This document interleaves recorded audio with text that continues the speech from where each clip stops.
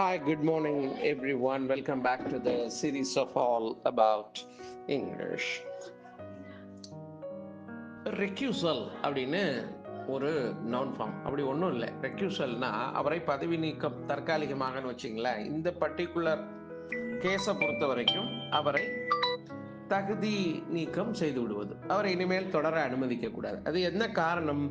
அவருக்கு குவாலிஃபிகேஷன் இல்லை, அவர்கிட்ட தகுதி இல்லை, தரம் இல்லை, அதோட இல்லாமல் ஆள் பார்த்து நடந்து கொடுக்குறார், நடுநிலையோடு செயல்படவில்லை, இப்படிலாம் சொல்லி நீக்கலாம். இதை பெரும்பாலும் லீகல் டேர்மில் பயன்படுத்துகிறாங்க. எதுக்கு? Removal of ஜட்ஜுக்கு.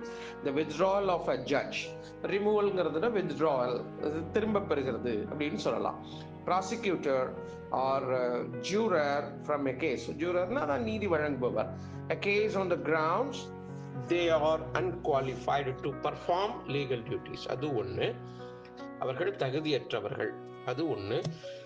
R because of a possible conflict of interest, அவருடைய இடத்திலே முரண்பாடு இருக்கிறது அப்படி சொல்லலாம். இல்லைன்னா lack of impartiality, அப்படின்னா என்னென்ன, ஒருதலை பட்சமாக செயல்படுவது அப்படிங்கிற ஒரு நோக்கத்தை, நடுநிலை இல்லாமை, இந்த மாதிரி விஷயங்களுக்காக அவரை ரெக்யூசல் அப்படின்னு, அந்த அவரை நீக்கம் செய்வது, திரும்ப பெறுவதை ரெக்யூசல் என்று சொல்லலாம். இதை வழக்குக்காக மட்டும், நீதித்துறையில் மட்டும் பயன்படுத்தக்கூடிய வார்த்தையாக பார்க்க வேண்டிய அவசியம் இல்லை. எந்த பதவியில் யார் இருந்தாலும் அவர் சரியாக செயல்பட மறுக்கிறார் அப்படின்னா அந்த கேஸை பொறுத்த வரைக்கும் அதை திரும்ப பெறலாம். இதை எதற்கு வேண்டுமானாலும் பயன்படுத்தலாம். இதனுடைய நீட்சியாக ரெக்யூசல் என்றால் திரும்ப பெறு. எதற்கு? ஒருவர் தகுதியானவர் இல்லை, அந்த அவருடைய அசைன்டு டியூட்டியை வேலை செய்வதற்கு.